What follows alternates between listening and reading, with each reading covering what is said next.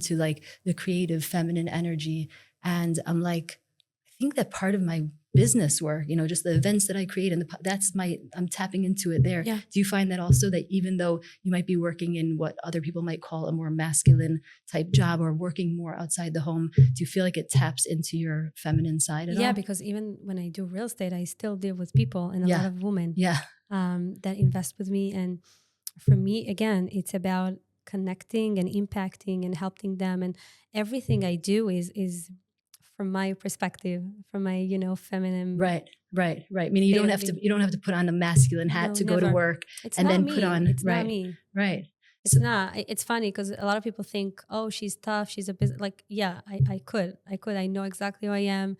I could negotiate. I could get whatever I want. But I'm also not. You don't have to. You don't have to wear that role. You could wear that role. I could, but my nature is very positive, very trusting, very fun. Yeah. And like, go with the flow like that. Very easy, very easy going. So I think that women who maybe have it a little bit more rough when they're growing up, so they might have to put on that trauma response of, I'm going to make it in the world. And that might be a more masculine kind of energy driving them. But then once they're in their more settled state, I'm trying to get off anything material. Like I'm looking for more and more spirituality experiences. And that's why I love traveling and spending quality time and just connecting. Like now it's just, you let go. Just tapping into that. Right. Yeah. I feel like women, when they're safe, are okay to be in their feminine. Once they feel like they're how you in can a good feel place. safe, it's up to you. Right. No one is going to make you feel safe. Right. It's And really so sometimes it means putting on that, that stronger, armor or whatever it is, and buckling down and straight, making things happen, and then being able to kind of soften. So what does that look like in your home in terms of the roles? I am very spoiled at home. My husband really at home. He's also, when we go away, everything I am just the princess. Yeah, you're the guest. I'm the guest. I feel like a guest, and it's something that I'm not embarrassed of or ashamed. Like even Shabbos table, I was like, thank you for hosting me. Right. Literally, I obviously have help, cleaning up and everything, but I at home I'm a mom, and a wife, and I leave the business out of it.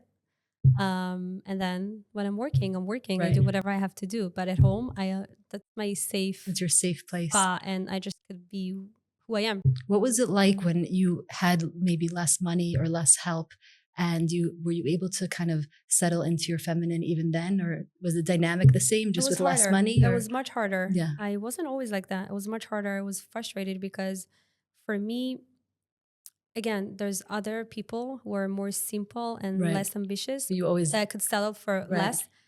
I was always like, it's not enough. I need more. I can't handle this. I need comfort. I need nice things. I need it. It was a real need for me. Right. So I was more frustrated, and I worked on myself. Right. I did a lot of work. Yeah. So that frustration, I think a lot of people could relate to that, where it's like, I want it all, but then in order to have it all, I have to go get it. And then that puts me in this position where I have to kind of fight for it. So you have to balance that. I think my luck was that I was always very into taking care of myself and taking responsibility and really working on myself. Yeah. Like every time I went to my therapist, she was like, it's such a pleasure to work with you because you're coming to work. She's like, tell me. You're like the ideal client. Don't tell me what I'm good at. I know already. Tell me what's bad. Tell me what I need to do. Tell me where I'm thinking wrong. Tell me where I'm messing up. Right. I was so open to hear and learn. And that's why you see a change. A change doesn't come from learning, but not actually, doing the work. I think that's one of the other issues that I have with couples therapy. And again, for those of you that are successful in couples therapy, I'm not knocking it, and it's good, but I think that both partners are very busy trying to get the therapist to validate and agree with them. So they're not open to just tell me what I'm doing wrong. It's much easier to do that one-on-one. Just tell me what I'm doing wrong. Tell me where I'm messing up. Tell me where my weak spots are. I'm here. I'm open, because you already know that the therapist is validating you because she's able to without bothering the person sitting next to you. So she's able to validate. I'm very into one-on-one. And really, don't be as scared to go deep. Don't be afraid to go deep and really see, because it's only a gift to you. Yeah. It's only a gift. You could get so much better and you can really change your life. Yeah. Like I look back, I was like, I can't believe this is my life right now. Right. I'm sitting in my house and I'm like, this is my house. Yeah. Like who can imagine a few years ago that I will have my own house? Amazing. Like that's small things. It's not small, it's big. I appreciate it so much, but everything I have is like huge for me because I didn't come from that. I'm the youngest in my family. Nobody thought. Of how many? 6. 6. Wow. And what are your siblings? They live in Israel? Yeah. One of them is accountant. Okay. Computers, they're good. Yeah. But nobody thought that their little sister who didn't make the little it in dreamer school, who couldn't do anything in school. Do you think that you were so daydreaming in school because you were kind of like also in this like trauma response, or just you weren't interested in what they were teaching? It wasn't interested for me. It felt like a waste of time. Yeah. My kids probably shouldn't hear it, but it felt like a waste of time. I don't think we have kids listeners. It's okay. No, that's my honest opinion. Yeah. It wasn't for me. I'm not, by the way, I'm never against anything. That's one thing with me. I know there's people on social media, don't get this, don't go to college. I'm not against anything. Right. For me, it wasn't working. Right. But I'm in. Right. I'm in for you to do this and get a degree and do whatever you need to do. I am not, I have no resistance inside me. Right. Do what works for you. That's why I say about the couples therapy, if it's working, good. Same. Like if this world is a lot of individuals. No, because I know a lot of people, especially in Israel, they're like, don't get a degree. It's a waste of time. Open a business. I don't think it's for everyone. Right. Not everyone can own a business. Right. Not everyone is ready to take their responsibility. So when you're in it, you realize that. You can't have one opinion and it can never match all of the people. So for me, it wasn't working. And I was always a dreamer. I always spaced out and thought about nice stuff and things. And I always felt it. I always say, like, you want to manifest and you want to make sure it happens, you have to feel it. Right. I think that's, the what first struck me about you, just, you have this David Guillaume who has 500,000 followers and you have him on your show, and it's just like, like kind of with your soft flowing energy. Right. So I guess my next question is, do you actively manifest your future? Like, do you visualize it and then move towards it, or you just kind of allow whatever it is to come, or how does it work? Something about my energy that attracts these people. They don't even know why they're coming or why they're doing it. And they tell me, like, I don't even know why I'm here. I don't know you. Yeah. And I don't have 1 million followers. But I really don't care about this. Right. And I'm not coming from, I need something from you. I don't need anything from you, from anyone. I'm coming to give. Right. And I'm coming to share, and I'm coming to connect. And I do believe we have mutual value. I have a lot of value to give you. So the minute you stop walking around the world with the energy of a taker, then people want you, because even people who has millions of followers, they still want a soul to connect. They still feel energy. They still want to be around people who they feel comfortable and nice and good. I didn't feel next to David or anyone else like I'm less, or for me, there's no less a conversation. Or more. Right. I see myself as a successful entrepreneur who made it, who did an amazing job with herself. And I'm proud of myself, my journey that I went through. Yeah. Not in an arrogant way, just the work that I did, the inner work. So for me, I don't care. I see souls, I see energy, I don't see followers. I don't care about that. Right. That's why I'm also coming, and I don't see people as who they are, how much followers, how much money they have. If your energy is working with me and I feel good around you, I'll be next to you. If not, it doesn't matter who you are, I will not be around you. And they probably won't even be in your life. Like people, That's right. I think one also thing that is important. I have business with billionaires that, they do business with me. And I can be in a hotel and somebody very wealthy could reach out and wanted to get to know me. And I was like, why?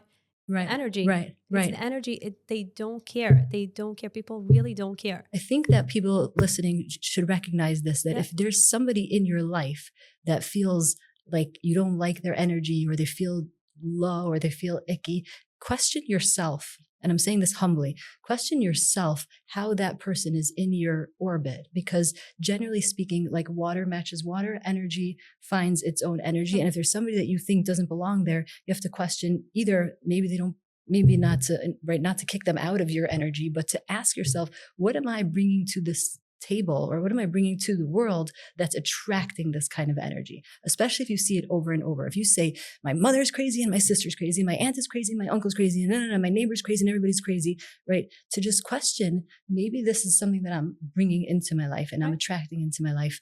And vice versa also. If you're surrounded by amazing, incredible people, you might want to look inside and say, hey, there's something pretty amazing about me, right? Would you? I love people. So the minute people are nice and can bring me value, they're welcome. Yeah. And again, new people, it's always like I get a lot of messages on Instagram. Oh, I would love to have a coffee with you.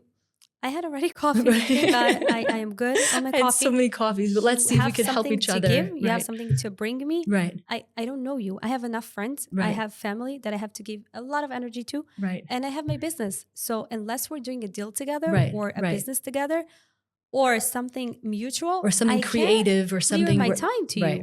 So right. I will clear my time to you on social media. I will do anything I can. I love to give, and it's really I don't feel anything not more special than you, of course, but my time is very valuable. I appreciate my time. It's your job to protect it. It's my job to protect. Otherwise, I'm drained, and I'm not going to have energy for my kids, for my husband, for my work. So again, you have to act from a place of, what can I give you? What value can I bring to the table? Right. Otherwise, you're right. If you come as a taker, you're just gonna. It's not gonna work.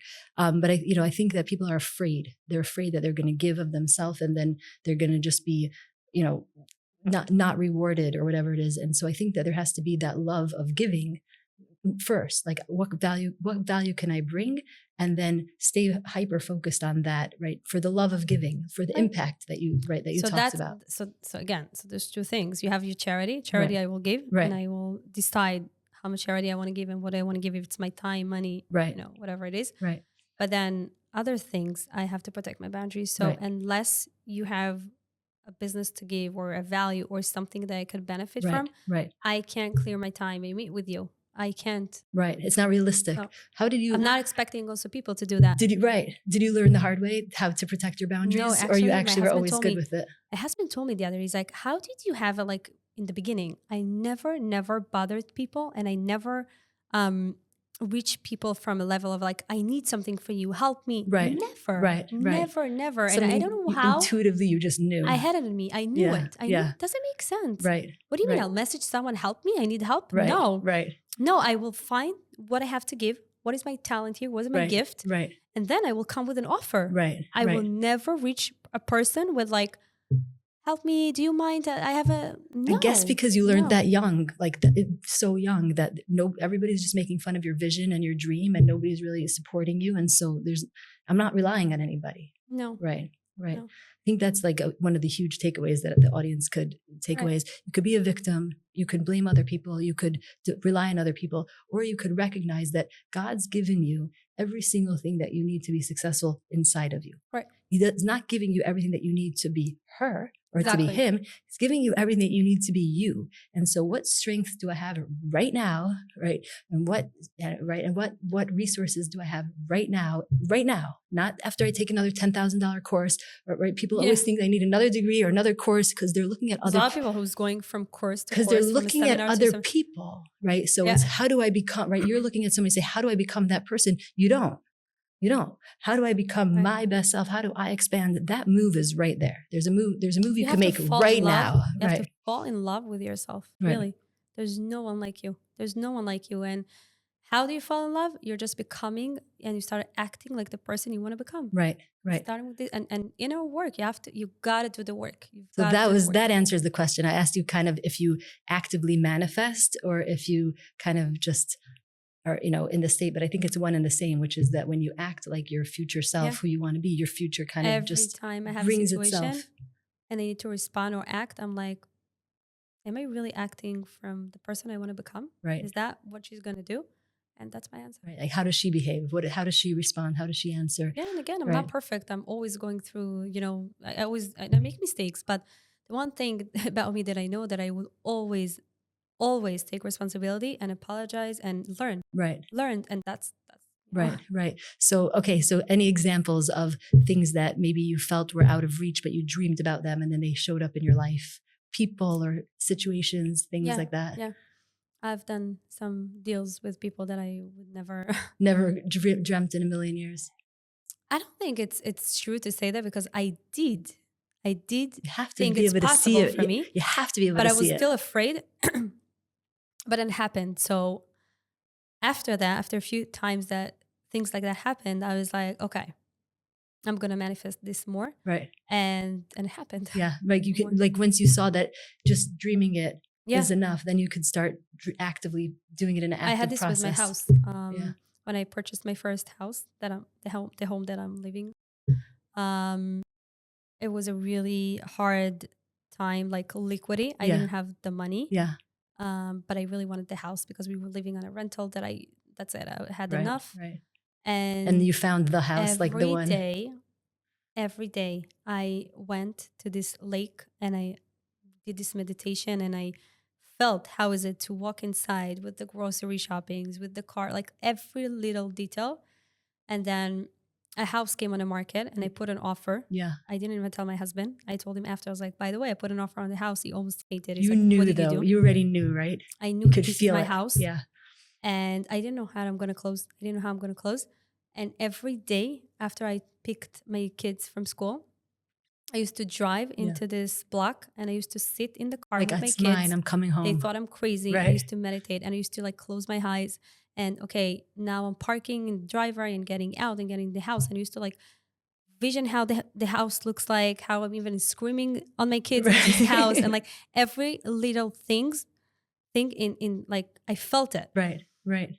And I closed on the house. Amazing. And we had the money. But it was a miracle. I'm right. telling you as like nothing, but it was a real miracle. Like it shouldn't have happened. I still don't understand how I did it. Yeah.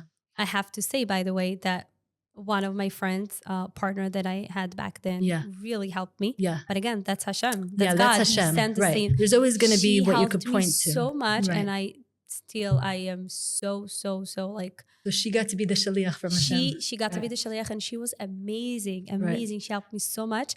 And my husband, everyone aligned with it. You know, they had the same energy.